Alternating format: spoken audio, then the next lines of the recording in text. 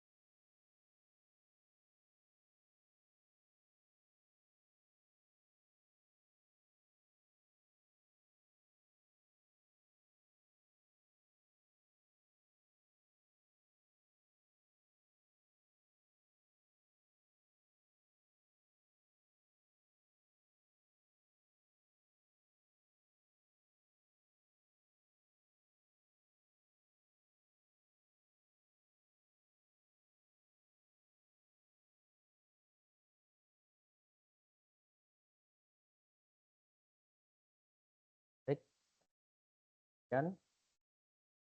Semoga dalam keadaan sehat dan hari ini adalah pertemuan kita yang kelima. Di sini kita akan membahas terkait rekayasa kebutuhan ataupun elusitasi dan analisis kebutuhan ya teman-teman kalian. Nah, jadi kenapa kita belajar ini ya teman-teman? Jadi coba Anda bayangkan ya teman-teman ya. Misalnya Anda adalah seorang kontraktor gitu. Nah, jadi jika Anda membangun rumah tanpa bertanya nih jumlah penghuninya atau lifestyle mereka pada customer ataupun orang yang bekerja sama dengan kita ya, ya kita mungkin membangun rumah tersebut bisa aja ya tidak sesuai dengan permintaan dari mereka. Misalnya tanpa kamar mandi ya, atau bisa aja tanpa perkarangan, tanpa lobi dan lain-lain gitu. Jadi sesuai dengan kehendak kita seperti itu ya teman-teman. Jadi dalam dunia IT membangun program yang canggih, namun salah sasaran adalah tentunya adalah pemborosan waktu dan tentunya adalah pemborosan biaya, itu yang paling fatal. Nah, jadi di sini rekayasa kebutuhan itu mengajarkan kita bagaimana cara kita itu untuk menjadi seorang yang lebih empatis, atau bahasa umumnya seperti detektif gitulah ya teman-teman ya. Jadi untuk memastikan bahwa sistem yang kita buat ini adalah solusi. Solusi yang bagaimana adalah solusi yang benar-benar dibutuhkan. Jadi bukan sekedar yang kita asumsikan, gitu ya. Nah, sebelumnya bisa didengarkan suara saya kan? Jempol, kalau bisa didengar, Wah, silakan. Oke. Nah, jadi apa ini teman-teman ya? Korelasi ataupun hubungan timbal baliknya dengan materi yang sudah kita bahas sebelumnya. Nah, jadi kita udah belajar tuh ya tentang model-model ataupun metode-metode yang digunakan di dalam implementasi aspek produksi di dalam rekayasa perangkat lunak. Dan kita juga udah membahas tentang yang namanya manajemen proyek. Nah, cobalah kita singgung ya dengan yang namanya salah satu model yang pernah kita bahas sebelumnya. Misalnya model tradisional ataupun model waterfall ya ataupun spiral ya teman-teman ya. Dalam model kaku seperti waterfall, rekayasa kebutuhan itu adalah eh, ibarat sebuah fondasi. Ya kalau kita bangun rumah, kita tentunya punya foundation ya, fondasi. Ya anggap itu seperti fondasi beton seperti itu. Jadi kita melakukan nanti yang namanya elusitasi di dalam rekayasa kebutuhan ini di materi ini. Dan tentunya nanti akan ada analisis awal kebutuhan secara sangat detail. Karena kenapa? Ya karena sekali desain itu dibuat di dalam waterfall, itu mengubahnya di tengah jalan itu sangat-sangat sulit. Akan jadi sangat mahal dan sulit ya tentunya. Jadi disinilah dokumen spesifikasi yang kita pelajari itu menjadi hukum yang tidak boleh dilanggar. Nah, jadi bagaimana hubungannya dengan metode Agile, Scrum, XP, Kanban yang sudah kita bahas dalam Agile. Nah, di sini kebutuhan itu dianggap sesuatu yang hidup dan akan terus berubah. Jadi kita nggak butuh dokumen yang tebal, ya, setebal kamus, setebal skripsi. Jadi nanti di sini kita butuh yang namanya use case ataupun user stories yang ringkas. Nanti akan kita bahas ya. Agar apa? Agar tim itu bisa langsung bekerja secara cepat, incremental, sambil terus memvalidasi fitur tersebut kepada user setiap minggu. Nah, jadi apa pula ini hubungannya dengan manajemen proyek di pertemuan kita yang keempat? Jadi eh, pengaturan proyek ataupun manajerial proyek itu tidak bisa menentukan anggaran ataupun jadwal jika kita belum melakukan yang namanya analisis kebutuhan, daftar stakeholder, skala prioritas, dan batasan sistem ataupun scope yang kita bahas. Itu disusun dalam materi itu adalah sebagai bahan bakar utama bagi pihak manajemen untuk menentukan kapan proyek selesai dan berapa orang yang harus mengerjakannya. Seperti itu. Jadi ini semua saling berkorelasi. Dari mulai metode-metode yang kita bahas, ya, tradisional, modern, dan juga bagaimana uh, memanajerial, ya, memanage yang namanya proyek. Nah, jadi bisa dipahami ya korelasi dari materi-materi kita sebelumnya ya teman-teman ya. Nah, ini adalah outline kita pada sore hari ini ya, menjelang malam nanti. Requirement engineering, stabilizing the groundwork, requirement gathering, dan developing use case. Nah, jadi ini adalah langkah-langkah yang dilakukan secara paralel dan perlahan. Biar apa? Biar kita itu nggak salah membuat sistem, bikin sistem. Ya mulai dari requirement engineering. Itu adalah langkah yang pertama. Kita cari tahu dulu nih ya teman-teman ya. Di requirement engineering ini kita mencari tahu ya, kita mencari tahu dulu sebenarnya masalahnya apa dan user itu maunya apa. Itulah requirement engineering gitu. Permintaan mereka itu apa. Gitu. Yang kedua, di dalam outline ini itu ada establishing ya the groundwork. Kita mulai nentuin dasar proyek, tujuannya apa, batasannya sampai mana, dan siapa yang terlibat. Itulah yang akan dibahas di dalam langkah kedua tersebut. Nah, di langkah ketiga itu ada requirement gathering. Ini kita ngumpulin kebutuhan ya teman-teman ya. Itu lebih detail lewat tanya jawab, observasi, atau diskusi kepada user secara langsung. And last one, developing use case. Ini kita menggambar sebuah alur sederhana bagaimana user itu bakal menggunakan sistem kita nantinya. Ya, jadi kesimpulannya ya, mulai kita dari memahami masalah ya, requirement engineering, kemudian kita tentuin arah, establishing the groundwork, kemudian requirement gathering, bagaimana kita ngumpulin detail, kemudian developing use case, itu kita bagaimana kita ngegambar cara pakainya di si use case tadi, agar semua itu bisa terbayang dengan jelas oleh user kita gitu ya, customer ataupun customer kita. Oke. Nah, kita masuk di subtopik kita yang pertama, understand requirement. Oke, jadi ada beberapa subnya lagi ya di bawah subtopik ini, mulai dari inception, elicitation hingga requirement management. Oke, nah kita coba masuk dulu ke dalam slide kita yang keempat, why ya, why requirement engineering ya, nothing else, apakah tidak ada yang lain? Nah, jadi sederhananya begini ya teman-teman ya. Jadi ada namanya masalah komunikasi. Jadi komunikasi itu adalah hal yang sifatnya mandatori. Karena Anda punya skill, Anda juga brilian, itu percuma kalau Anda tidak bisa berkomunikasi secara efektif dan baik kepada teman kerja Anda atau kepada rekan tim Anda ataupun kepada klien Anda, gitu ya. Jadi klien itu bukan semuanya orang IT, ya. Mereka punya basic yang berbeda-beda. Ada yang mungkin basicnya adalah guru agama, ya. Ada yang basicnya adalah seorang entrepreneur, ada basicnya adalah seorang pelajar, bermacam-macam.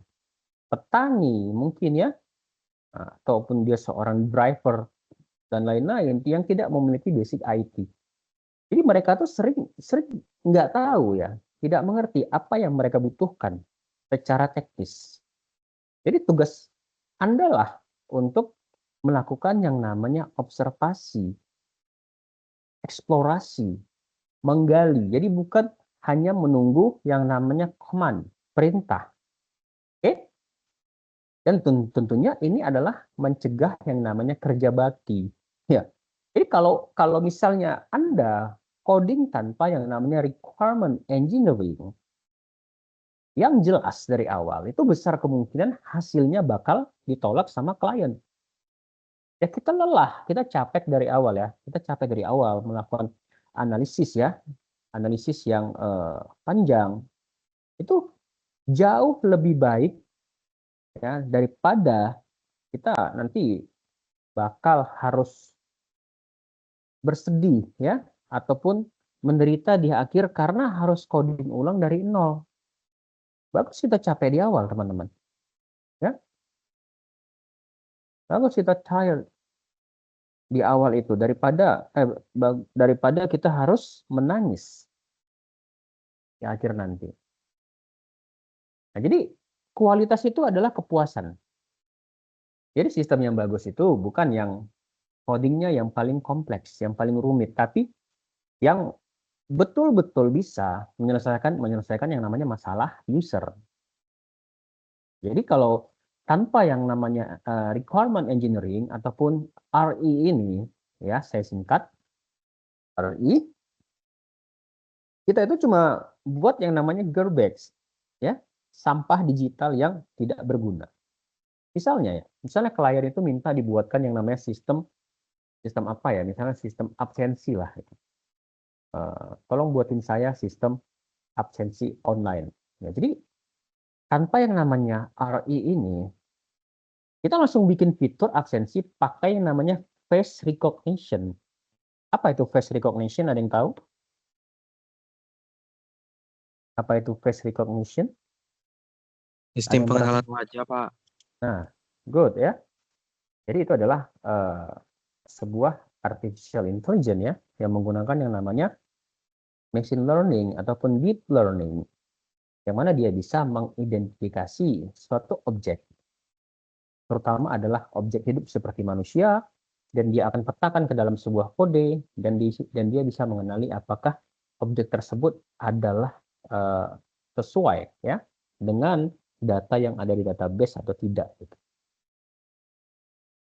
Nah, tadi tadi tanpa yang namanya requirement engineering, Anda tiba-tiba buat pandai-pandian tuh, buat sistem absensi berbasis face recognition. Tentunya itu canggih dan tentunya butuh biaya yang mahal gitu ya kan, karena device-nya itu bukan device yang pada umumnya dia harus punya yang namanya sensor dan lain-lainnya ya untuk bisa mengcapture wajah orang gitu ya. Nah, tapi setelah requirement engineering ternyata karyawan mereka itu kerjanya di lapangan yang susah sinyal dan banyak debu gitu. Ya mereka sebenarnya cuma butuh tombol klik manual yang ringan dan bisa jalan saat offline. Jadi harus sesuai dengan kebutuhan ya teman-teman ya. Jadi kita nggak perlu bangga tuh jadi programmer yang jago ngoding ya. Jago ngoding ribuan baris instruksi ya. Kalau misalnya kita sendiri itu belum paham what's problem ya, apa masalah really ya yang sebenarnya sedang kita akan selesaikan. Nah, jadi disinilah kita butuh yang namanya requirement engineering ya teman-teman ya.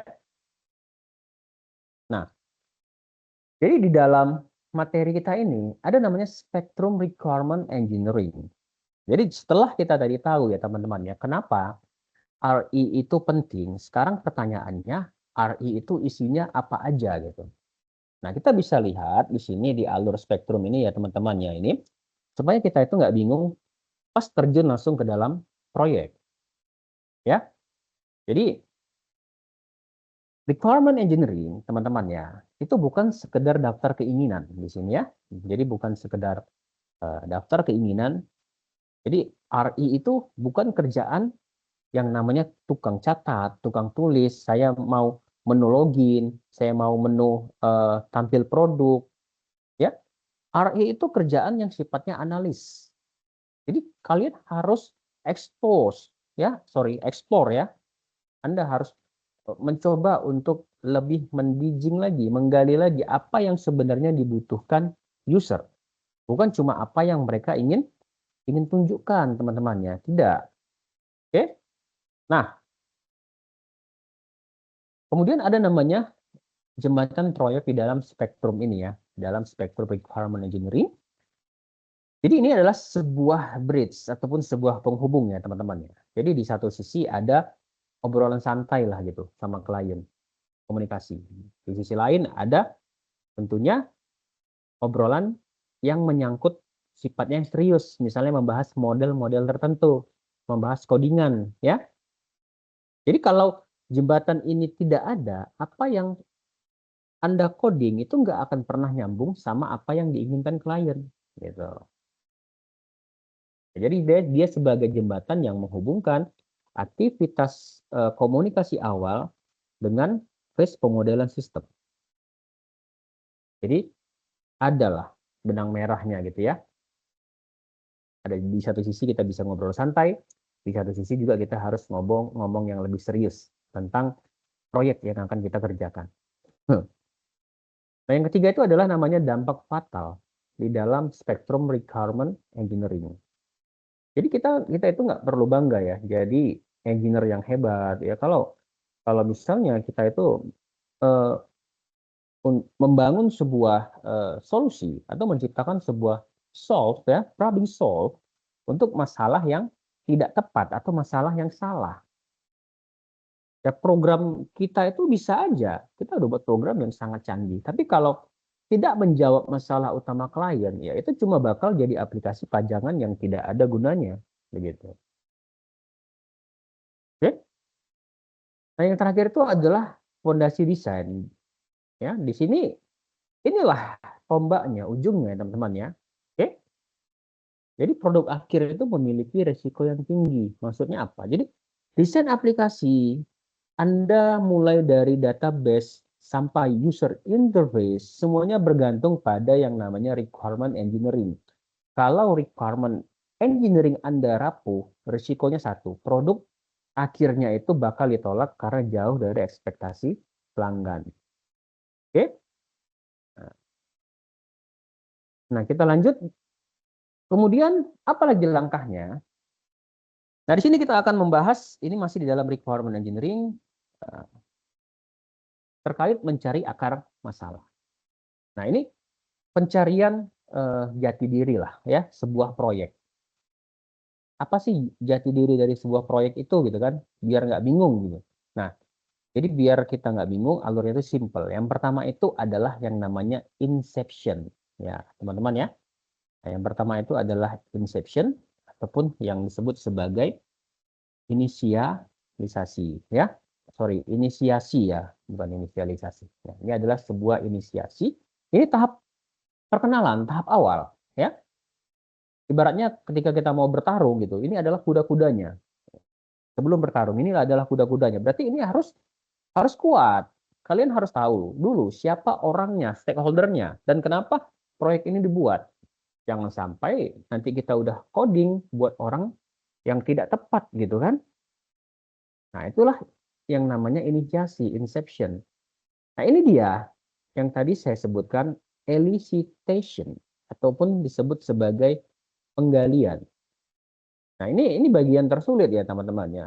Jadi klien itu seringnya itu nggak bisa ngejelasin maunya apa gitu. Dia nggak tahu persisnya apa. Jadi kita harus ya, sabar dan bahasa gaulnya kita harus lebih kepo lah gitu ya. Kita harus ngepoin tuh pelanggan itu buat ngedapatkan kebutuhan mereka yang sebenarnya gitu.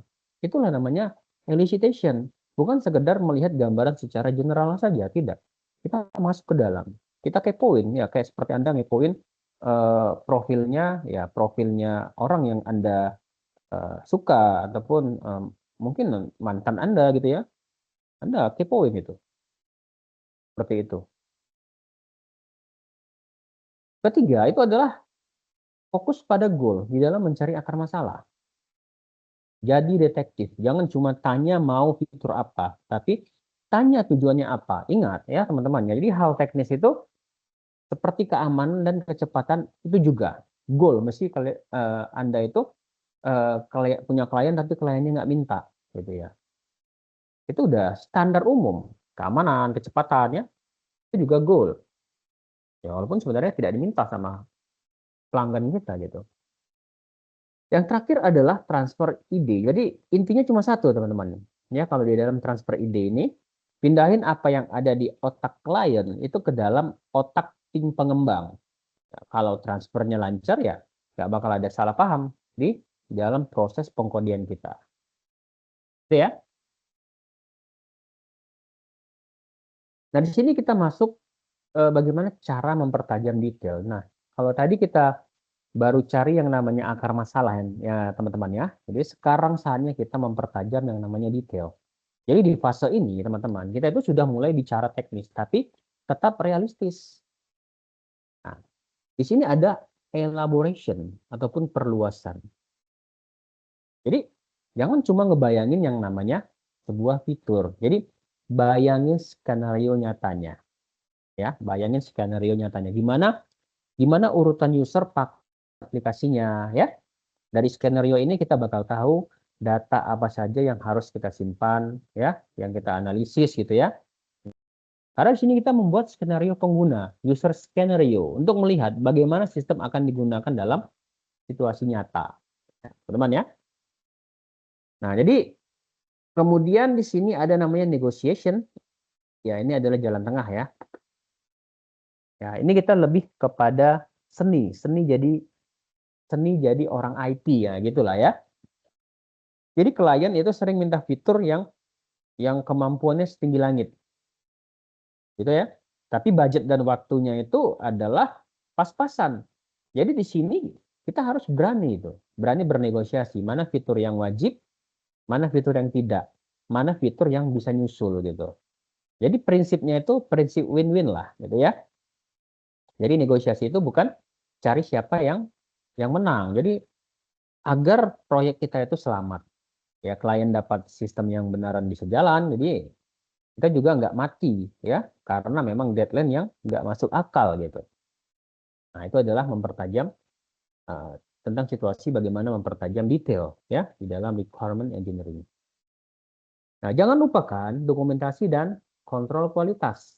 Ya, tadi setelah kita ber eh, susah payah ya melakukan negosiasi ya, lelah capek ya, dan kita udah menggali kebutuhan. Sekarang saatnya kita harus masuk ke dalam dokumentasi dan kontrol kualitas. Ya, ibaratnya ini adalah hitam di atas putihnya, biar kerjaan kita aman gitu. Ya teman-teman ya. Nah ini adalah akan dibahas yang namanya specification di sini ataupun spesifikasi. Jadi jangan biarkan ide itu cuma ada di dalam kepala di sini, gitu ya. Tuangkan jadi sebuah dokumen, tuangkan jadi sebuah ilustrasi, ya, ataupun prototype. Oke? Jadi ini adalah ibarat pegangan ya, pegangan yang dipegang oleh tim proyek lah, ya, dan klien biar tidak ada yang istilahnya pura-pura lupa gitu. Jadi kalau misalnya ada satu hal yang kira-kira masuk ke dalam ranah ada konflik gitu kan, ataupun ada hal yang butuh dibicarakan lagi, ya kita harus lihat lagi tuh di dalam dokumen ini gitu ya, di dalam dokumen formal ini gitu. Apakah sudah eh, pernah dituliskan atau belum ya teman-teman ya. Jadi bisa lebih eh, saling lah ya, saling bisa menjaga satu sama lain. Nah, di sini ada validasi ya teman-teman ya. Berarti ini itu apa ya? Berarti kita harus cek ulang semua ya. Cek ulang semua sebelum memulai coding. Jadi ada instruksi yang ambigu nggak gitu ya? Ada logika yang bertabrakan nggak? Ya mending kita nemu permasalahan itu di atas kertas daripada nemu permasalahan itu di dalam aplikasi yang sudah berjalan nantinya. Oke? Nah, di dalam technical review itu membahas bagaimana cara kita ngumpulin stakeholder ya, tunjukin rancangannya, pastikan semuanya setuju, pastikan semuanya bilang iya setuju, benar ini yang saya mau. Jadi ini adalah momen konfirmasi terakhir sebelum Anda melakukan yang namanya proses pembuatan aplikasi. Nah gitu ya. Kemudian pastikan tiap permintaan itu bisa diuji. Jadi permintaan sistemnya harus cantik, itu nggak bisa diuji ya, tapi proses login harus di bawah 2 detik. Nah itu baru kualitas yang jelas ukurannya gitu. Jadi ada yang namanya value-nya gitu ya, jangan dia bersifat yang namanya kualitatif gitu, itu sulit ya, sulit kalau kita menguji hal-hal tersebut. Oke.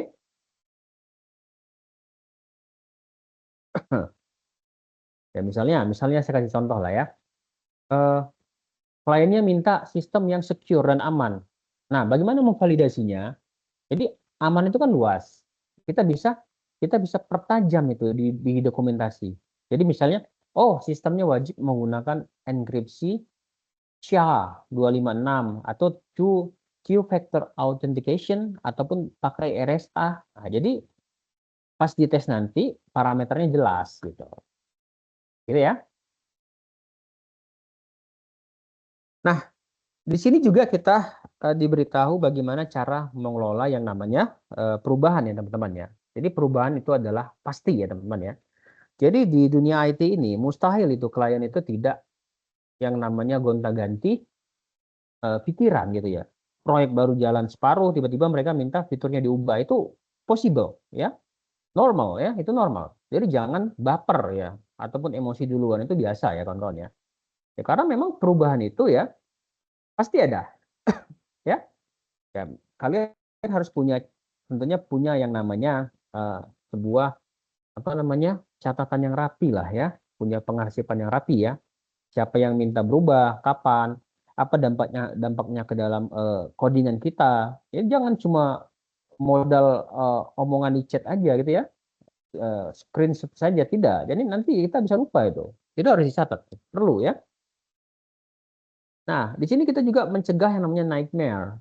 Nightmare itu berarti tanpa manajemen perubahan, teman-teman ya, tanpa manajemen yang baik, itu tim akan dikendalikan oleh perubahan. Nah, maksudnya gimana? Jadi kita bakal terjebak dalam looping, dalam perulangan, dalam siklus yang itu-itu aja, kerjaan yang nggak kelar-kelar. Jadi manajemen yang baik itu buat Anda semua itu tetap pegang kendali proyek. Ya bukan bukan malah disetir ya sama kemauan klien yang tidak ada habisnya.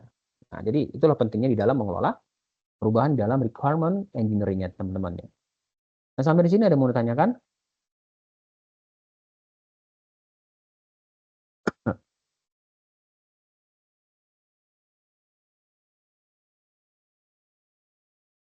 Oke, baik. Eh, kita lanjut ya, teman-teman sekalian. Kita masuk ke dalam establishing the groundwork ya, teman-teman ya. Oke. Nah, jadi ada satu hal yang paling mendasar ya, teman-teman ya. Itu namanya adalah gimana ya? Ibarat manusia, kita harus punya yang namanya persiapan mental. Dan misalnya kita mau bertempur nih ya, atau kita mau berperang nih. Sebelum kita masuk ke dalam medan perang, kita harus mempersiapkan mental kita dulu nih, daripada senjatanya gitu. Nah, jadi establishing the groundwork ini adalah persiapan mental kita sebelum kita terjun ke dalam proyek gitu. Oke? Jadi jangan langsung buka laptop buat coding. Jadi requirement engineering itu soal komunikasi dan administrasi. Jadi kalau fondasi ini nggak ada, ya kita itu cuma bakal tersesat di dalam labirin saat masuk ke detail teknis yang lebih mendalam ya teman-teman ya. Ya, realitanya di lapangan bagaimana? Ya, jadi di buku teori tim dan klien itu kita lihat harmonis ya, kita lihat sepakat. Di lapangan bagaimana? Klien itu sering sibuk, lokasinya jauh, atau bahkan cuma punya ide yang samar-samar gitu, nggak jelas gitu ya, abu-abu. Ya, kita harus siap menghadapi situasi abu-abu tersebut gitu. Jadi langkah-langkah awal ini bukan sekedar ya, bukan sekedar urusan berkas ataupun administrasi ya teman-teman ya. Ini supaya eh, kita punya strategi ya, biar proyek itu punya arah yang jelas dan tidak berakhir jadi produk yang tidak diinginkan oleh siapapun gitu. Misalnya kalau kita mau bikin sebuah aplikasi, misalnya kita buat aplikasi pembelajaran lah, e-learning gitu ya. Jadi tanpa groundwork ini kita langsung coding fitur ujian yang tentunya yang rumit gitu. Kita buat sistem e-learning gitu. Jadi setelah groundwork ya, baru ketahuan kalau penggunanya itu di daerah terpencil yang sering mati lampu gitu. Akhirnya kita ubah lagi nih strateginya. Sistemnya harus bisa dikirim via flash disk dan jalan secara offline. Nah, jadi itu pentingnya groundwork ini ya teman-teman ya.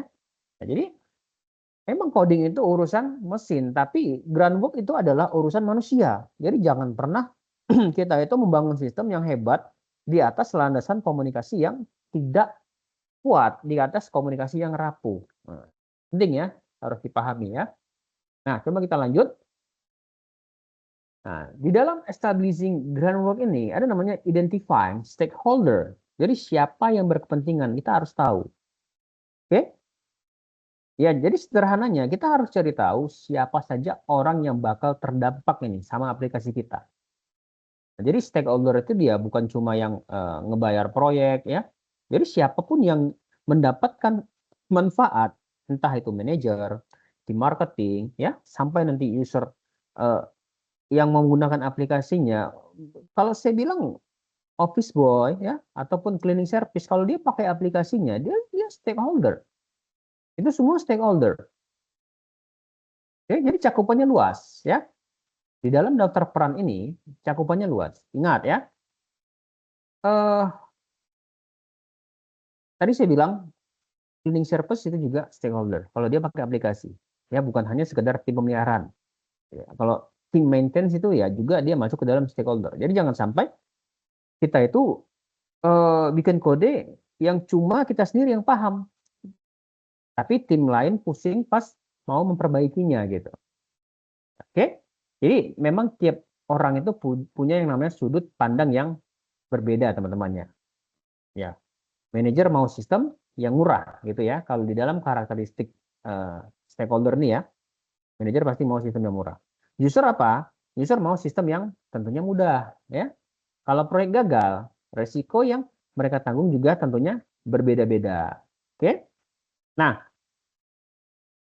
kita masuk ke dalam tips identifikasi di paling bawah ya.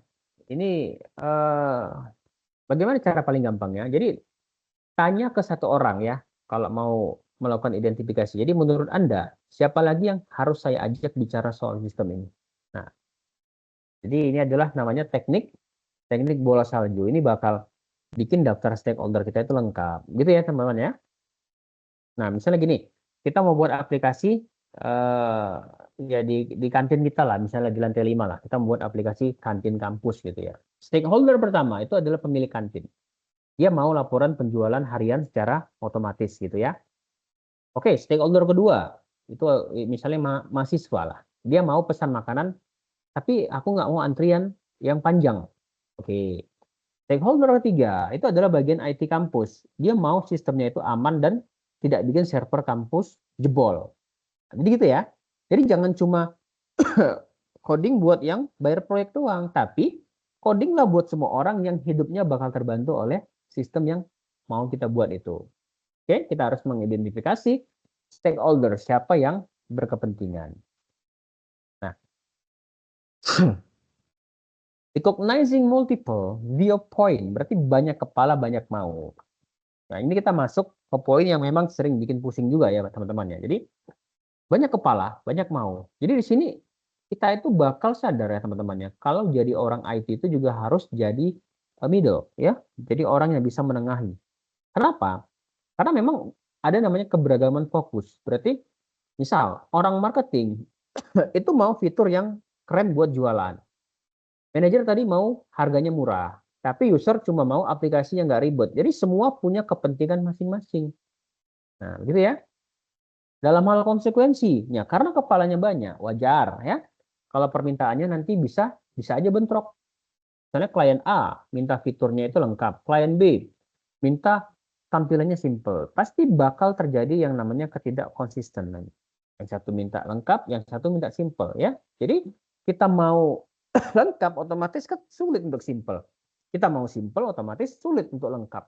Jadi seperti paradoks dia seperti itu. Jadi inilah nah yang namanya konsekuensi. Ya teman-teman ya. Pasti bakal terjadi ketidakkonsistenan gitu. Karena kepalanya banyak. Wajar tuh ya. Kalau permintaan nantinya bakal bentrok.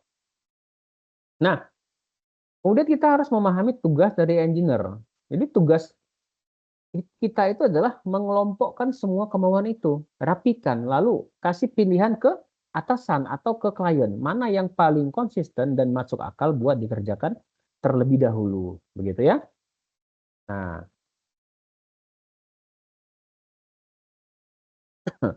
nah misalnya gini ya, eh apa ya? Misalnya gini, kita mau buat aplikasi aplikasi driver online lah, nah gitu ya, kita mau buat aplikasi driver online.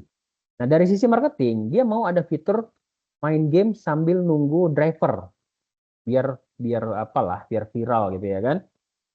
Dari sisi user, dia mau aplikasi cepat, terbuka dan nggak boros kuota gitu ya. Kemudian pasti bentrok. Kenapa? Itu game itu bikin aplikasi berat dan boros kuota. Nah, gitu ya. Nah, jadi solusinya kasih masukan. Kalau fokus utamanya adalah kecepatan, game bisa ditaruh di halaman web terpisah biar aplikasi tetap ringan. Nah, begitu. Jadi kita nggak bisa memuaskan semua orang ya teman-teman ya. Tapi kita wajib memastikan sistem yang dibuat itu dia tidak rusak karena mencoba menuruti semua keinginan orang. Jadi kita tidak bisa membahagiakan semua orang. Jadi kita harus tahu prioritasnya yang mana, gitu ya. Nah, working toward collaboration. Jadi membangun kolaborasi ini penting juga ya di dalam establishing groundwork tadi. Setelah kita tahu kepalanya banyak dan maunya beda-beda, sekarang solusinya kita harus membangun yang namanya kolaborasi. Jadi di sini peran kita itu bukan cuma jadi yang namanya pendengar, tapi jadi yang namanya fasilitator. Oke? Nah, yang pertama kita harus mengidentifikasi yang namanya titik temu. Nah, berarti tugas Anda adalah melakukan mapping, melakukan pemetaan. Jadi mana fitur yang semua orang setuju dan mana yang bikin orang konflik ya karena memang itu fitur adalah fitur yang sifatnya adalah eh, apa ya? Sifatnya itu crash satu bertentangan satu sama lain. Jadi fokuslah pada yang disepakati dulu, biar proyeknya jalan gitu. Ya, tuh. Nah kemudian eh, di sini bukan definisi komite. Ini maksudnya apa? Berarti ingat ya teman-teman ya, kolaborasi itu bukan berarti semua orang harus setuju 100% pada semua hal. Itu mustahil. Jadi kita butuh satu orang yang disebut sebagai project champion ya ataupun juara proyek.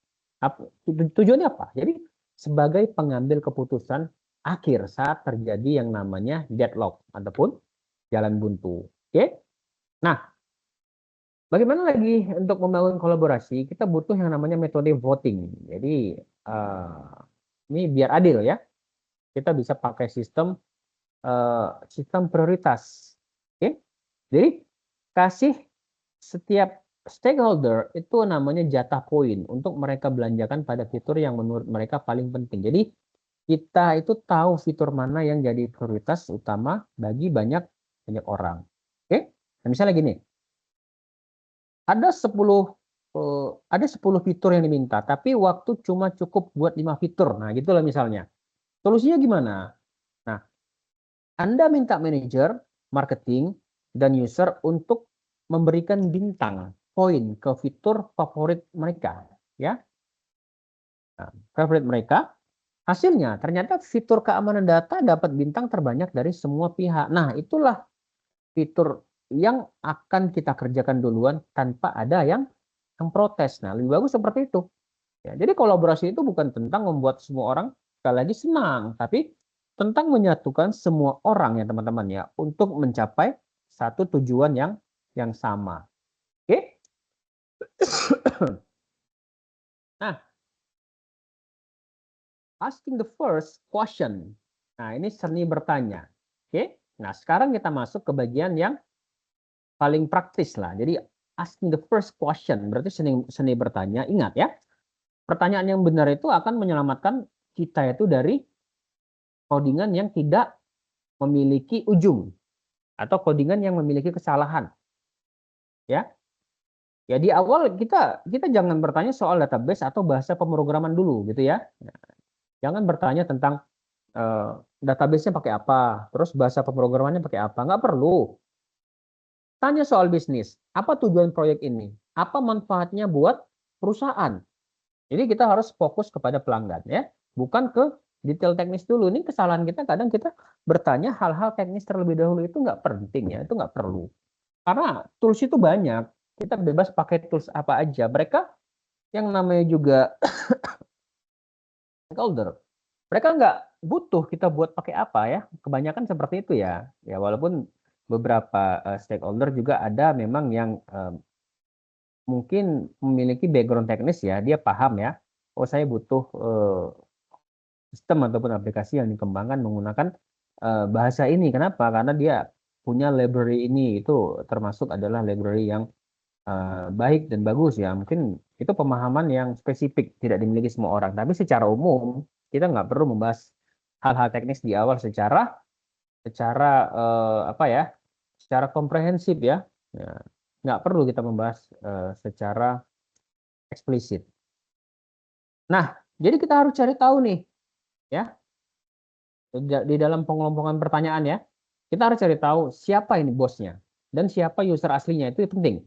Ya, seringkali yang minta proyek itu ya bukan bos aslinya, bisa jadi adalah orang yang diberikan wewenang, ya.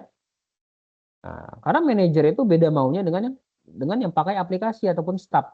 Jadi harus tahu dulu nih siapa pimpinannya. Jadi ya tetap Anda harus dengar keduanya, tapi kita harus tahu ya yang mana pucuk yang harus kita pegang, begitu ya.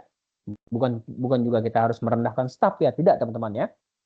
Kita harus berada di tengah-tengah. Ya. Oke? Nah, kita juga harus tanya soal yang namanya uang ya, itu penting ya. Itu adalah nafas proyek kita ataupun keuntungan. Jadi, apa yang terjadi kalau sistem ini sukses? Ini membantu Anda semua menentukan fitur mana yang paling berharga untuk dikerjakan duluan gitu kan? Nah, gitu. Nah, kemudian ada namanya meta question. Nah, ini teknik tingkat tinggi ya, teman-teman ya. Jadi tanyakan apakah proses diskusi kita sudah benar ya, bersifat meta ya. apakah pertanyaan saya relevan, apakah saya bertanya kepada orang yang tepat. Jadi ini biar kita itu nggak buang-buang waktu lah gitu ya teman-teman ya. Nah, jadi pahami ya. Nah, di dalam establishing groundwork ya, groundwork di situ ada namanya non-functional requirement, NFR ya teman-teman ya. Nah, sekarang kita bahas sesuatu yang sering dianggap itu eh, sepele ya, tapi kalau ini gagal bisa bikin proyek kita tenggelam ya. Nah, jadi ada namanya dimensi kualitas ya teman-teman ya, dimensi kualitas. Kalau fungsional itu tentang apa yang dilakukan aplikasi, jadi NFR itu non functional requirement itu tentang seberapa baik aplikasi melakukannya.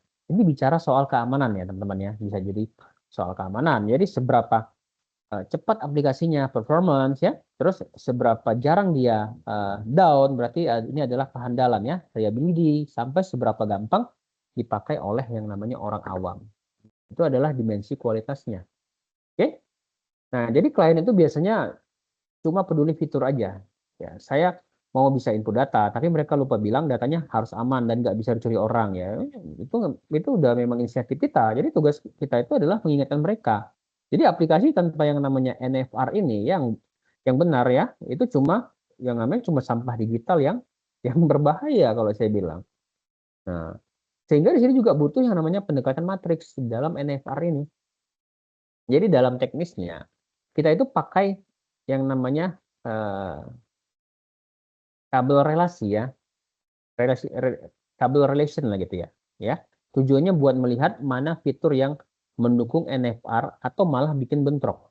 Ya misalnya gini ya teman-teman ya, fitur keamanan super ketat, misalnya ada namanya NFR secure, itu seringkali bikin bikin aplikasi jadi lambat atau ribet dipakai ya.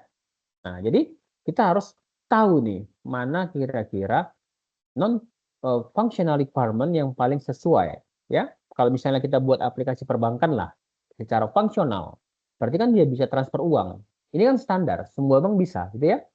Tapi kalau dia NFR, berarti transfernya itu harus selesai dalam 3 detik dan datanya terenkripsi dengan algoritma RSA ataupun SHA gitu ya, terenkripsi 256 bit gitu misalnya. Jadi tanpa NFR ini, jadi fitur transfer kita itu nggak akan ada yang berani pakai gitu. Jadi pahami ya, non-functional requirement. Nah, jadi itulah yang tidak terucap, tapi kita harus sudah punya, ya, sudah punya apa namanya standar ya dari proyek kita itu ya, sudah include lah gitu ya. Jadi fitur yang canggih itu mungkin bisa menarik perhatian user ya teman-teman sekalian, tapi kualitas non functional requirement ini yang solid lah yang akan menjaga kepercayaan mereka gitu. Oke. Nah, kemudian juga kita butuh yang namanya traceability, berarti adalah di dalam traceability ini adalah membahas tentang rekam jejak persyaratan. Ini adalah cara kita memastikan tidak ada codingan yang nyasar ataupun sia-sia, teman-teman ya. Jadi ini adalah sebuah dokumentasi yang menghubungkan setiap permintaan klien itu dengan hasil kerja kita itu. Jadi ada link yang jelas ya antara apa yang diminta, apa yang didesain, jadi apa yang dikoding itu sampai apa yang diuji. Oke? Nah, di dalam traceability matrix kita pakai tabel sederhana. Jadi isinya itu menghubungkan nama fitur dengan elemen desain ataupun kasus-kasus di dalam uji coba, test case-nya, ya. Fungsinya apa? Jadi biar biar kita bisa melakukan show off kepada klien, ya, pamer kepada klien. Ini fitur yang Bapak minta. Ini codingannya dan ini bukti yang sudah saya tes. Itulah di dalam traceability matrix. Nah, kemudian eh, ada namanya urgency ya di dalam rekam jejak persyaratan. Memang kita eh, capek lah ya menjaga catatan ini tetap update tentunya. Tapi tanpa matriks ini kita itu nggak akan tahu ya teman-teman ya. Kalau misalnya ada fitur yang lupa dikerjakan atau dampak apa yang muncul, ya kalau ada codingannya tiba-tiba berubah, gitu ya. Nah, jadi bisa bisa dipahami ya teman-teman ya. Nah, kemudian kita masuk ke dalam materi selanjutnya. Sampai di sini ada yang mau tanyakan dulu? Saya izin sholat dulu ya. Kalau Anda yang mau istirahat silakan ya.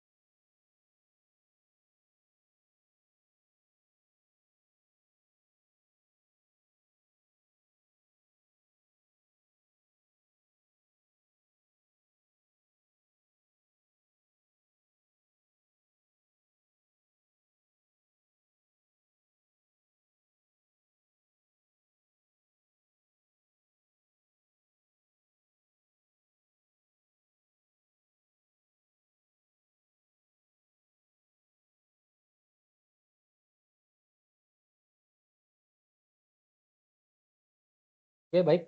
Kita lanjutkan. Nah, kita akan masuk ke dalam topik kita selanjutnya. Di sini kita akan membahas tentang requirement gathering. Ada collaborative requirement gathering, elicitation work product, developing use case, building the analysis model, element of the analysis model, dan analysis pattern. Ya, teman-teman ya. Kita bahas dulu untuk yang kolaboratif ya.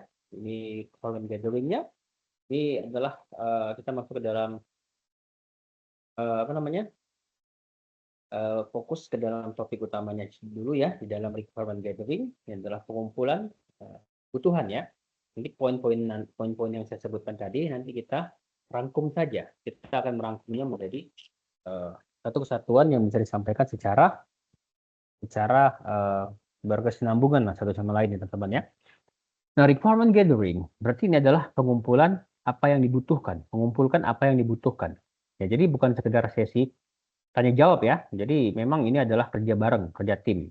Oke? Jadi jangan bayangkan Anda itu cuma bawa catatan terus nanyain maunya apa gitu. Ini adalah aktivitas yang namanya kolaboratif. Jadi kita dan Anda dan stakeholder itu ya duduk bareng buat membedah masalah ya, nego solusi sampai detail apa yang sistem harus lakukan itu jelas ya teman-teman ya. Jadi di sini di dalam sinergi aktivitas ya di semua orang itu bercampur ya menjadi satu. Jadi Anda itu memecahkan masalah bisnis ya, menguraikan detailnya ataupun disebut sebagai elaborasi ya. Nah, jadi tawar-menawar fitur, negosiasi sampai bikin draft awal spesifikasi lah pokoknya gitu. Nah, dan kita juga butuh yang namanya pendekatan tim. Jadi Anda dan tim itu ya satu tim gitu teman-teman. Bareng-bareng cari masalahnya apa, solusinya apa, dan cara pendekatannya seperti apa. Jangan sampai kita itu jalan sendiri ya, dan klien juga jalan sendiri, jangan. Jalannya tetap bareng-bareng. Oke, nah destination-nya ya, finalnya cuma satu, punya daftar persyaratan awal yang disepakati semua orang. Nah, ini adalah sebuah modal utama kita ya buat membangun solusi yang tepat sasaran tentunya. Oke, kalau misalnya kita membuat suatu sistem, misalnya sistem pendaftaran mahasiswa baru gitu ya teman-teman ya. Jadi tanpa gathering kita itu eh, kita asumsikan pendaftaran cuma butuh upload ijazah gitu. Tapi dengan gathering ternyata tim pendaftaran bilang kita butuh fitur otomatis cek akreditasi sekolah asal biar nggak manual. Nah, kita nego gitu kan. Oke, kita bikin, tapi syaratnya database akreditasinya harus disediakan ya. Seperti itu ya. Jadi hasilnya semua sepakat dan tidak ada fitur yang terlewat lah gitu ya. Itu adalah di dalam requirement gathering-nya, pengumpulan kebutuhan. Nah, bagaimana kalau di dalam collaborative requirement gathering? Nah, ini teknisnya teman-teman ya. Gimana kita itu menjalankan pertemuan itu? Berarti biar nggak berantakan, itu ada aturan mainnya. Yang pertama itu adalah di dalam mekanisme pertemuan. Jadi mau ketemuan langsung atau lewat Zoom, intinya tim developer dan klien itu harus duduk bareng. Jangan sampai perantara yang nggak paham teknis itu yang menghandle. Jadi karena nanti pesannya bakal bias ya, ngambang gitu. Nah, di dalam peran fasilitator harus ada satu orang yang pegang kendali diskusi. Biar apa, teman-temannya? Biar nggak ada satu orang yang mendominasi pembicaraannya. Dan diskusi itu tetap fokus pada agendanya lah gitu, yang nggak melantur lah kemana-mana ya. Nah, di dalam eksplorasi objek dan layanan, ya disinilah kita itu memuat yang namanya list. Jadi data apa yang diolah, ya aplikasinya bisa ngapain aja, ini berarti layanannya ya, dan apa batasannya ya. Misalnya sistem harus sanggup menampung 1000 user sekaligus, berarti kan ini performa. Nah, ini penting ya teman-teman ya, di dalam aturan main. Kenapa? Di awal itu dilarang melakukan kritik ataupun debat kusir ya, yang tidak jelas. Tujuannya apa? Biar semua orang itu berani mengeluarkan ide mereka. Jadi kita bisa cari titik temu terlebih dahulu lah. Jadi bukan mencari siapa yang paling pintar lah gitu ya teman-teman ya. Nah, bisa dipahami ya. Jadi eh, apa ya, diskusi yang hebat itu ya bukan pertemuan yang tanpa berdebat gitu ya. Jadi tapi eh, meetup ataupun pertemuan yang menghasilkan kesepakatan lah untuk membangun sistem yang tepat tentunya teman-teman ya. Nah, jadi dari semua obrolan dan pertemuan tadi ya teman-teman ya, apa sih bukti fisiknya? Nah, berarti kan harus ada produk hasil kerja penggalian, elicitation work product. Jadi inilah disebut sebagai elicitation work product ataupun oleh-olehnya lah gitu dari proses penggalian kebutuhan tadi. Oke? Nah, ada luaran yang nyata, luaran yang konkret. Intinya adalah dokumen tertulis. Isinya bukan cuma tentang daftar fitur ya, tapi juga memang juga pernyataan apakah sistem ini layak dikerjakan atau tidak ya, feasibility lah gitu. Jangan sampai kita nekat kerjakan sistem yang mustahil secara teknis ataupun budget begitu ya. Nah, di dalam definisi ruang lingkup ataupun scope, ini pembatas jalan kalian lah, Anda ya, sebagai software engineering, ya software engineer, harus jelas apa yang masuk ke dalam proyek dan apa yang nggak dikerjakan. Jadi biar proyeknya itu nggak melar lah ke sana kemari ya, dan tetap bisa selesai secara tepat waktu. Oke? Nah, di dalam daftar stakeholder, teman-teman, catat siapa saja yang terlibat. Jadi kalau ada masalah ataupun perubahan di tengah jalan, kita tahu kita harus konfirmasi ke siapa, ya. Nah, jadi di dalam skenario penggunaan ya, ini eh, terkait memberikan wawasan. Ini adalah panduan cara pakai sistem dalam berbagai kondisi. Ya, gunanya buat apa? Jadi biar tim pengembang itu punya gambaran nyata gimana user bakal berinteraksi sama aplikasinya nanti lah gitu ya teman-teman ya. Jadi dokumen hasil penggalian kebutuhan itu bukan sekedar tumpukan kertas doang ya. Jadi tapi sebuah roadmap, sebuah peta jalan yang memastikan kita itu tidak tersesat di tengah proses gitu ya. Nah, di tengah proses pengembangan perangkat lunak kita begitu. Jadi bisa dipahami ya. Nah, sekarang kita masuk ke tahap bisa dibilang apa ya? Di sini kita nggak bicara codingan ya, tapi kita bicara tentang interaksi lah gitu ya. Nah, jadi fokus kita pada apa? Jadi fokus kita pada apa ya? Kepada apa gitu ya, bukan bagaimana. Nah, gitulah ya teknologinya. Fokus kepada apa, bukan fokus kepada bagaimana. Nah, jadi use case itu bercerita tentang apa yang dilakukan sistem dari kacamata pengguna. Nah, begitu ya. Apa yang dilakukan sistem dari sudut pandang pengguna. Jadi kita nggak peduli algoritma di dalamnya seperti apa. Yang penting user itu bisa mencapai tujuannya. Nah, di dalam use case, teman-teman, ada namanya aktor, ya teman-teman ya. Aktor itu ataupun disebut sebagai pemain utama, ya aktor. Jadi aktor itu bukan cuma manusia, ya bisa saja perangkat lain ataupun sistem eksternal ya, misalnya payment gateway dan lain-lain. Jadi ada aktor utama yang dapat manfaat langsung, ada aktor sekunder yang cuma bantu sistem biar tetap berjalan ya, misalnya admin ataupun sistem database itu ya. Nah, jadi apa elemen paling pentingnya? Jadi sebuah use case yang lengkap harus punya tujuan yang jelas. Jadi kondisi awal sebelum mulai langkah-langkahnya sampai nanti gimana kalau terjadi error ataupun kesalahan ataupun situasi di luar biasa ataupun exception gitu ya. Nah, misalnya gini. Misalnya kalau Anda kan pernah ke ATM gitu ya. Misalnya menarik uang di ATM lah gitu ya. Nah, aktor utamanya siapa? Aktor utamanya adalah nasabah ya. Tujuannya ngapain? Tujuannya adalah mau ngambil uang tunai. Nah, langkah utamanya apa? Langkah utamanya masukkan kartu ya.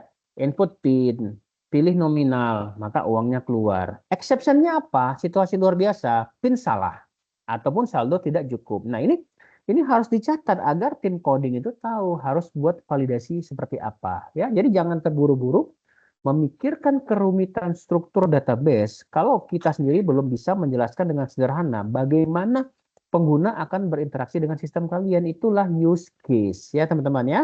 Nah, bagaimana cara ngedevelop use case? Kita lanjut di sini membangun model analisis. Berarti building the analysis model. Nah, sekarang kita naik level. Kita naik ke level berikutnya, building the analysis model. Kalau sebelumnya kita baru ngobrol di sini kita mulai membuat sketsa teknisnya, ya. Yang pertama dari potret kebutuhan. Nah, Model analisis ini adalah gambaran lengkap tentang bagaimana data itu mengalir. Jadi fungsi apa yang berjalan dan bagaimana perilaku sistem saat dijalankan. Nah, ini bukan sekedar kode mengkode, coding mengcoding, tapi ini adalah lebih kepada desain, blueprint dari sistem kalian nanti gitu ya. Nah, apalagi di dalam membangun model analisis, snapshot dinamis. Berarti apa? Berarti ingat, kita harus punya model ya yang tidak kaku ya, metode yang tidak kaku. Dia bakal berubah terus seiring Anda makin paham detail keinginan klien. Jadi jangan takut untuk merevisi model kalian kalau ada temuan baru. Oke? Nah, di dalam fondasi desain, elemen-elemen yang sudah fix gitu ya, atau stabil di model analisis ini, itu nanti akan dijadikan modal utama ya saat masuk ke tahap desain database ataupun penulisan kode. Jadi kalau analisisnya benar, desainnya pasti lancar. Ya, misalnya kita bangun sebuah aplikasi gitu ya, misalnya aplikasi toko lah gitu ya. Nah, informasinya apa saja datanya, nama barang, harga, stok. Nah, secara fungsional bisa apa? Bisa scan barcode, bisa hitung total, bisa cetak stroke. Secara perilaku, nah, apa yang terjadi kalau stok habis ya? Misalnya sistem otomatis kasih peringatan stok kosong. Nah, begitulah ya. Jadi jangan mulai kita itu ibarat tukang bangunan lah, menumpuk batu bata ya, membuat batu bata codingan gitu. Sebelum kita punya gambar model yang jelas ya. Atau kalau Anda itu akan membangun rumah yang salah untuk bagi penghuninya kalau tidak memiliki yang namanya konsep ataupun draft yang jelas dari awal. Paham ya? Nah, UML, use case diagram for safe home security function.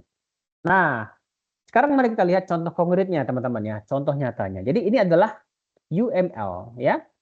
UML use case diagram untuk sistem keamanan rumah bernama Safe Home. Jadi perhatikan baik-baik elemennya ya. Anda bisa perhatikan baik-baik ya teman-teman ya. Nah, jadi apa itu UML teman-teman ya? Sebelum kita lanjut ya, apa itu UML? Jadi unified ya. UML itu adalah unified modeling ya, modeling language. Itu adalah bahasa standar ya untuk apa? Untuk menggambarkan atau memvisualisasikan sistem software supaya apa? Supaya mudah dipahami baik oleh developer maupun non teknis. Jadi sederhananya UML itu seperti gambar atau diagram lah yang menjelaskan bagaimana sistem bekerja tanpa harus langsung lihat kode program gitu ya. Nah, contohnya gimana? Misalnya kita bisa pakai UML seperti use case diagram untuk menunjukin interaksi user dengan sistem ya, ataupun kelas diagram untuk struktur datanya, ataupun sequence diagram untuk alur prosesnya. Jadi intinya UML ini membantu kita menjelaskan ya, merancang dan mendokumentasikan sistem dengan cara visual yang baik biar nggak bingung dan semua orang itu punya punya pemahaman yang sama ya teman-teman ya dengan apa yang kita pikirkan gitu, apa yang sudah kita konsep gitu. Nah, ini adalah UML di dalam Safe Home ya, Home Security Function. Kita bisa lihat di situ ada aktor. Nah, ini adalah aktornya. Ini adalah aktornya, kita bisa lihat. Aktor itu adalah manusia dan device, perangkat. Lihat gambar stick figure ya, ada home owner sebagai primary actor ya, yang punya rumah ataupun user utama, dan sistem administrator yang mengurus teknisnya di sini. Ya, teman-teman ya. Nah, Anda bisa lihat kotak di sebelah kanan ya, itu ada sensor. Nah, sensor juga dianggap aktor non-human. Dia bukan manusia karena mereka yang menyuplai data ke dalam sistem ya, teman-teman ya. Nah, kemudian kita bisa lihat lingkaran-lingkaran elips itu adalah fungsinya. Ya, ini adalah fungsinya teman-teman ya. Ini adalah fungsinya di sini ya. Mulai dari mengaktifkan alarm ya, kemudian akses via internet, apalagi sampai menangani kondisi error di situ ya. Ya, sampai menangani kondisi error. Nah, ingat, ini menceritakan apa yang bisa dilakukan bukan bagaimana codingnya, begitu. Oke? Nah, jadi garis-garis penghubung itu menunjukkan siapa yang berinteraksi dengan fungsi mana. Si pemilik rumah, dia bisa mengaktifkan sistem, tapi yang mengkonfigurasi ulang sensor itu adalah tugas si administrator di sini ya, nah, yang bisa mengkonfigurasi ulang sensor. Jadi, ya misalnya kita mendesain sebuah smart home lah gitu ya. Ya, kalian misalnya Anda sebagai user, klik tombol nyalakan lampu di HP. Itu adalah satu use case gitu. Sensor cahaya. Jadi saat hari mulai gelap gitu ya, dia kirim data ke sistem untuk nyalain lampu secara otomatis. Dia adalah aktor perangkat sih sensor cahayanya gitu ya. Nah, jadi diagram use case ini bukan sekedar gambar lingkaran dan garis yang bisa Anda lihat, tapi itu adalah sebuah peta yang memastikan tim IT itu paham siapa yang akan memakai sistem dan untuk apa tujuan sistem itu diciptakan. Jadi itu ya tujuan dari use case ini, teman-teman. Nah, coba kita lihat ya kelas diagram for sensor. Nah, sekarang kita mulai masuk ke ranah teknis codingan ya dengan kelas diagram yang tadi sempat kita singgung ya. Jadi kalau tadi use case itu soal interaksi ya teman-teman ya. Jadi kelas diagram ini soal yang namanya struktur. Ya, Anda bisa perhatikan kotak sensor ini teman-teman. Jadi yang pertama itu ada namanya identitas objek di situ Anda bisa lihat ini bagian dari class base element. Oke. Jadi kita mengelompokkan benda yang punya sifat mirip ke dalam satu kelas. Di sini contohnya adalah kelas sensor gitu misalnya. Nah, kemudian ada atribut data. Lihat di bagian tengah ya teman-temannya itu ada informasi ataupun variabel yang dimiliki oleh sensor seperti nama ya, tipe, lokasinya di mana ya, sampai karakteristiknya. Jadi di codingan ini bakal jadi variabel kita nanti gitu ya. Nah, dan kemudian ada namanya operational behavior. Nah, lihat bagian bawah yang ada tanda kurungnya ya, di situ ada tanda kurungnya di sini ya teman-teman ya. Nah, ini adalah fungsi ataupun metode yang bisa dilakukan oleh sensor tersebut. Dia bisa ngapain aja, dia bisa mengidentifikasi ya, dia bisa menyalakan ataupun mematikan lampu listrik ya, atau dikonfigurasi ulang begitu. Jadi tujuannya apa? Tujuannya biar tim pengembang itu punya panduan struktur yang jelas ya, struktur data yang jelas. Jadi pas mulai ngoding, ya kita itu udah tahu objek apa saja yang harus dibuat dan datanya isinya apa aja, ya. Ya misalnya kita buat kelas, kita mau membuat kelas mahasiswa, apa aja atributnya? NIM, nama dan jurusan. Operasinya apa? Isi KRS, ya, lihat nilai, update profil. Jadi sederhananya, ya kita itu sedang mendefinisikan apa itu mahasiswa di dalam sistem. Jadi kelas diagram itu adalah cara kita mengubah bahasa manusia yang sifatnya abstrak itu menjadi struktur data yang siap dilahap, siap dimakan oleh mesin ya. Jadi bisa dipahami ya teman-teman sekalian ya. Nah, kita masuk ke dalam UML state diagram notation. Terakhir kita masuk ke UML state diagram ya teman-teman ya. Nah, kalau misalnya kelas diagram tadi itu soal struktur yang diam ataupun statis ya. State diagram ini soal perilaku yang sifatnya adalah berubah-ubah gitu ya. Dinamis ya teman-teman ya. State maksudnya kotak gitu ya. Ini mewakili sedang apa gitu. Sistem kalian itu sedang apa? Nah, Anda bisa lihat contoh di gambar ya. Sistem itu lagi di status reading ya. Nah, nih. Reading berarti dia sedang membaca. Ya. Siap terima perintah. Ya, jadi begitu dimatikan, statusnya berubah jadi screen blank, layarnya mati. Nah, begitu ya.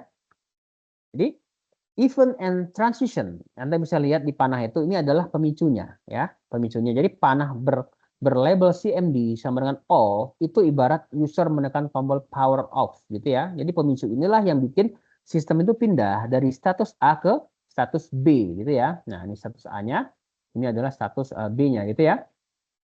Nah, di dalam kotak itu adalah action-actionnya. Jadi di dalam kotak itu ada instruksi detail seperti do, ya teman-teman ya. Nah, kemudian apa namanya poll user input. Ini artinya apa ya teman-teman semua ya. Jadi selama sistem di status tersebut ya, ini artinya selama sistem di status tersebut dia bakal terus-menerus ngecek apakah ada input dari user. Oke.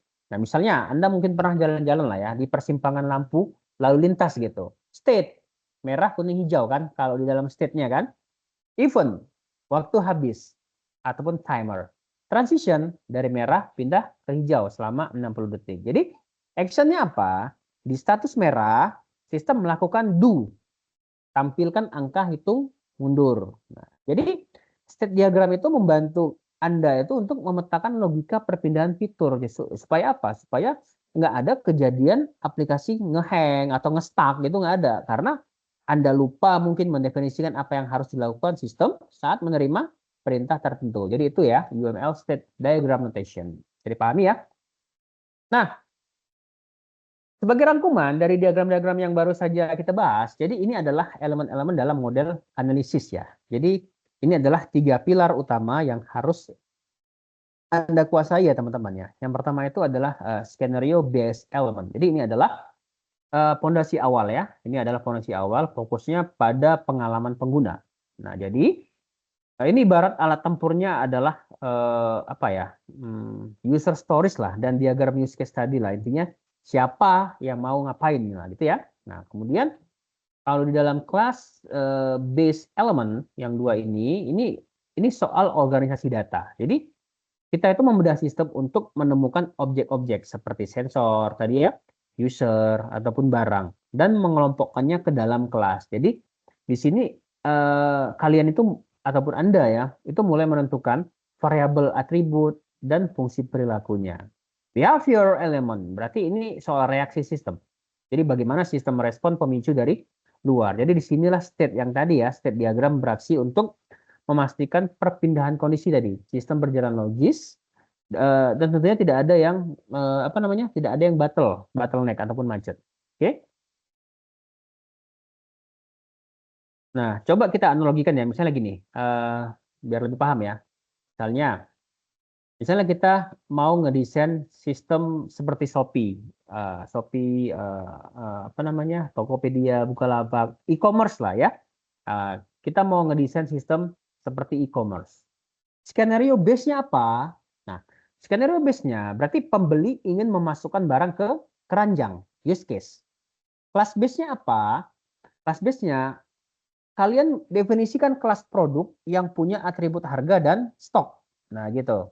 Behavior element ini apa? Berarti saat stok jadi nol, sistem bereaksi mengubah status barang menjadi sold out. Nah, bisa paham ya? Itu adalah state transition-nya. Begitulah ya. Jadi model analisis yang lengkap itu harus punya skenario yang jelas ya teman-temannya. Jadi struktur data yang rapi dan tentunya behavior ataupun perilaku yang terukur lah. Jadi kalau kurang satu aja, sistem itu bakal pincang lah saat mulai melakukan proses pengkodean. Oke? Nah, kemudian last one, terakhir ya teman-teman ya, kita masuk ke dalam pola analisis. Ini analisis pattern. Oke? Nah, jadi biar kita itu nggak capek ya menemukan apa ya, menemukan apa namanya, pola setiap kali ada proyek baru, kita pakai yang namanya analisis pattern. Ya, ini adalah sebuah trik ya teman-teman ya, sebuah rahasia biar kerjaan kita itu efisiensi. Oke, nah di dalam IT, dalam bidang IT ada namanya solusi berulang. Berarti masalah itu seringkali mirip. Jadi kalau kita bikin sistem misalnya, sistem HRD di perusahaan A, kemungkinan besar masalah absensinya mirip dengan perusahaan B. Nah, kita nggak perlu pusing lagi dari nol lagi. Itu namanya solusi berulang. Nah, kemudian ada namanya reuse and efficiency. Berarti apa? Jadi pola analisis menyediakan sebuah template, ya, solusi seperti kelas, fungsi ataupun logika yang sudah teruji sukses di proyek sebelumnya. Jadi kita tinggal ambil aja, sesuaikan sedikit dan pakai. Nah, jadi ini bikin proses analisis jauh lebih cepat. Dan kemudian di dalam integrasi model, jadi pola-pola yang udah sukses ini biasanya disimpan dalam sebuah repositori, ya, perpustakaan digital. Jadi pas kita buat model analisis baru, ya kita tinggal panggil referensi namanya saja.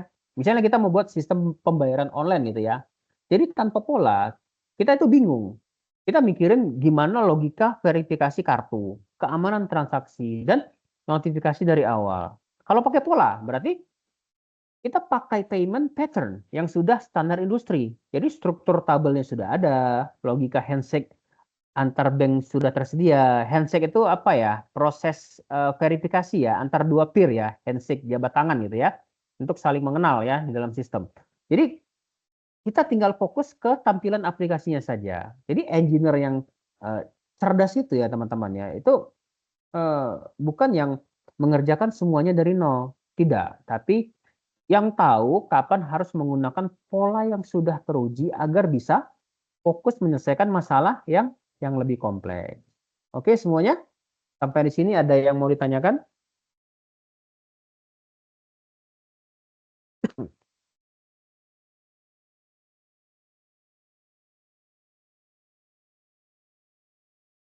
Baik, jika tidak ada, demikian pertemuan kita pada sore menjelang malam hari ini. Semoga apa yang saya sampaikan bisa bermanfaat buat Anda sekalian. Nah, silakan Anda mengaktifkan kameranya ya,